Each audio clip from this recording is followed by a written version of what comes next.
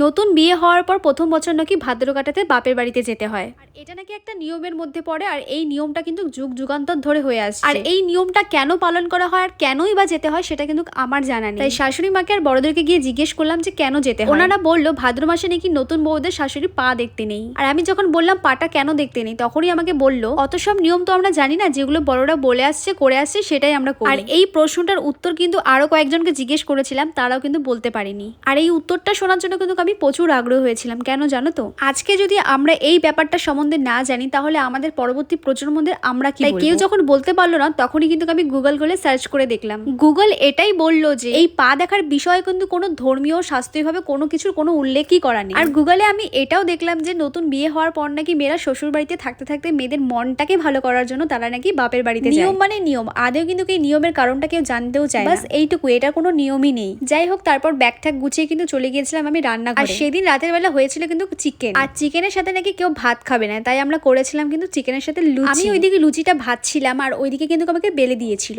আর এইদিকে দেখো চিকেনটা কিন্তু কষিয়ে কিন্তু জল ছেড়ে দিয়েছে। তাই এই গরমের মধ্যে না রান্নাঘরে একার জন্য বেলা আর লুচি করাটা কিন্তু একটু অসম্ভবই হয়েছে। তাই লুচিটা কিন্তু ওইদিকে বেলছিল আর আমি কিন্তু এটাকে ভেজে ভেজে রাখছিলাম। আর এইদিকে রান্নাটা কমপ্লিট করে দেখছি ও কাজ থেকে চলে এসেছে। আর এইদিকে কিন্তু ওরই জন্য বসেছিলাম আমরা সবাই। ও আসলে আমরা সবাই মিলে একসাথে খেতে বসবো। তারপরে কিন্তু আমি লুচিটা বেড়ে কিন্তু একসাথে খেতে বসেছিলাম।